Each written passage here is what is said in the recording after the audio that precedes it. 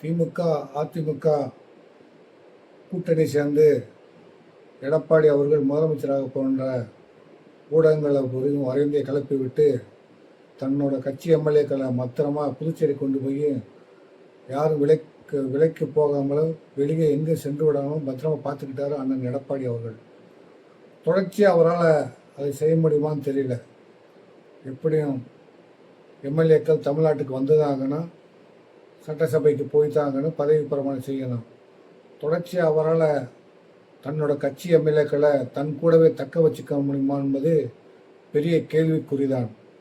ஆட்சி அதிகாரம் இல்லாமல் அதிமுகவை வழிநடத்துவது காப்பாற்றுவது என்பது ரொம்ப கஷ்டம். அதனால் விஜய் பக்கம் போவாங்களான்னு தெரியல.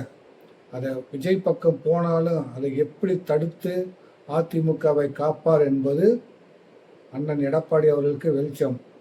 ஊடகங்களும் இந்த 4 நாளாக நடந்த கலவரத்தில் அண்ணன் எடப்பாடி அவர்களை கண்டுக்காமல் விட்டுட்டாங்க.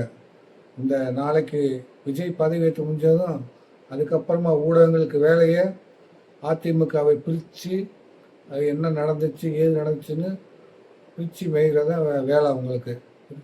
அதெல்லாம் அதுலேருந்துலாம் எப்படி அண்ணன் எடப்பாடி அவர்கள் தற்காத்து அதிமுகவை தொடர்ந்து வெற்றி பாதைக்கு கொண்டு செல்ல போகிறாருன்னு தன் கட்சி எம்எல்ஏக்களை பிறர்கிட்ட ஆட்சி அதிகாரத்துக்கு அடிபணியாமல் ஆட்சி அதிகாரத்துக்கு விலை போகாமல் எப்படி தற்காத்து கொள்வார் என்கிறதும் பெரிய கேள்விக்குறியான விஷயம்தான்.